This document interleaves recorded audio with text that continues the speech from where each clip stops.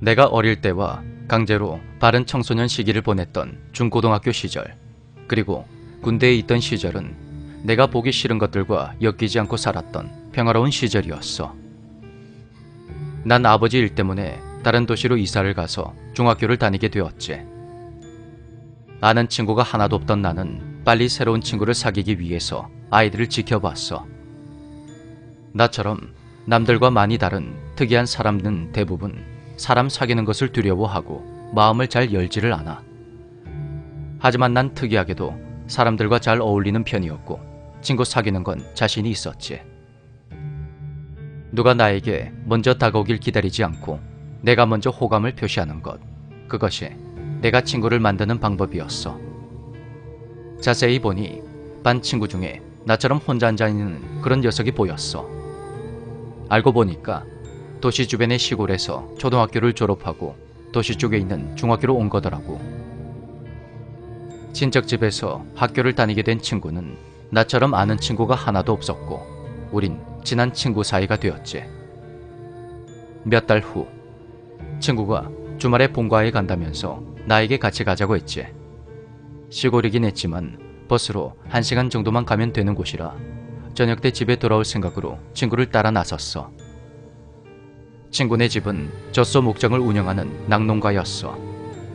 방금 짠 우유를 저온 살균해서 마시면 그게 어찌나 고소하던지 아직도 그 맛이 가끔씩 생각나. 우리나라는 땅이 넓지가 않아서 낙농가라 해도 대관령 목장이나 외국의 목장처럼 풀 뜯으며 한가로이 거니는 그런 곳이 아니야. 소들이 사는 막사와 젖을 짜는 차교실, 소들이 운동하는 울타리 쳐진 넓은 공터 정도가 전부지. 친구 부모님께 인사도 드리고 갓 짜낸 우유도 맛보며 놀고 있는데 우서 안에서 뭔가 이질적인 풍경을 보게 되었어. 소 한 마리에 여러 영가들이 달라붙어 있는 거야. 5살 정도 돼 보이는 어린 아이부터 어른까지 여러 영가들이 소의 젖꼭지를 하나씩 차지하고는 우유를 쭉쭉 빨고 있었어. 그 무렵에 나는 영가를 보는 것이 많이 익숙해져서 전혀 놀라지 않았어. 뭔가를 보게 되면 옆 사람 눈치부터 보이더라고. 이 사람은 이게 보이나 안 보이나 하고 말이야. 친구한테 내가 본 걸 이야기할 수는 없었고 난 다른 핑계를 대며 친구를 데리고 밖으로 나왔지. 뭐 우유 좀 먹는다고 큰일 나는 것도 아니니까. 친구네 집 마루에 앉아 자세히 보니까 영가들이 우사를 몇 번 들락날락거리더라고. 배가 고픈 불쌍한 영가구나 하고 큰 의미를 두지 않은 나는 오후까지 신나게 놀다가 집으로 돌아왔어. 그렇게 늘 똑같은 일상들이 이어지던 어느 날, 하루는 친구의 얼굴이 너무 어두워서 왜 그러냐고 물어보니까 집에 대한 이야기를 하더라고. 지금은 어떤지 모르겠지만 그때는 젖소가 굉장히 비쌌어. 근데 집에 있는 젖소 중 한 마리가 젖이 안 나온다는 거야. 수의사 선생님이 와서 검사도 해보고 이것저것 해봤지만 젖소는 아픈 곳이 없었고 밥도 잘 먹었다고 해. 이상한 게 젖소는 우유를 목적으로 개량된 소라서 젖을 하루만 안 짜줘도 팅팅 붓고 소도 무척 아파한다고 해.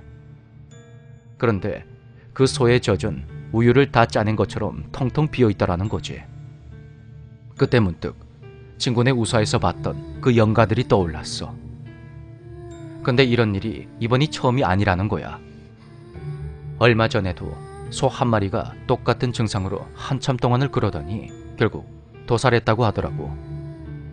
안타까운 일이지만 우유를 생산하지 못하는 젖소에게 계속 사료비 같은 걸 투자할 수는 없는 입장이었어. 손해를 보지 않기 위해서는 고깃값에라도 그 소를 팔아야만 하지. 그런데 그 소를 처리하자마자 또 똑같은 일이 반복되니 부모님의 근심이 이만저만이 아니었던 거야. 힘들어하는 친구의 모습에 마음이 아팠지만 그렇다고 니네 집 소에 귀신이 붙어서 그렇다 이런 말은 할 수가 없었어. 고민 끝에 나는 정말 불가사의한 일이다. 건강한 소가 갑자기 왜 그러냐 하면서 이거 굿이라도 한번 해야 하는 거 아니냐고 빙 돌려서 말을 했지. 다행히 친구네 집이 무교인데다가 부모님도 그런 생각을 하고 계신다고 하더라고. 결국 친구네 집에서는 두 번째 소를 도태시킨 후에 고하게 구술했어. 그때 친구는 결석계를 내고 학교도 나오지 않았지. 그렇게 며칠 후 친구가 한결 밝아진 얼굴로 학교에 왔어.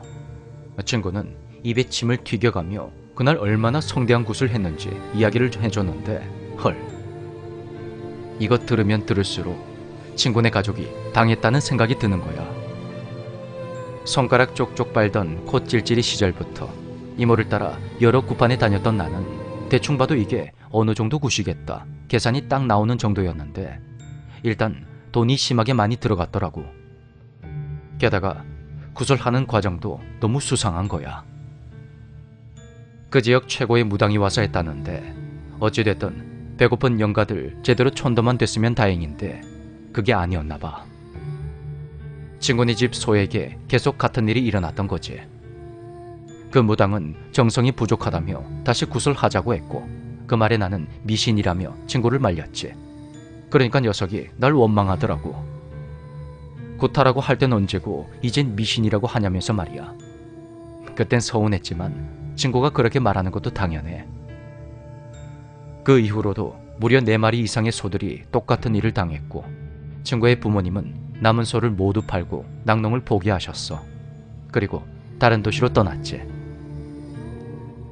친구가 부모님을 따라 떠난 후 한동안 연락을 했었는데 새로 시작하신 일도 잘 안 되어서 결국 강원도에 다시 목장을 하시기로 했다나 봐. 그 후로 연락이 끊어졌는데 잘 살고 있으면 좋겠다, 친구야.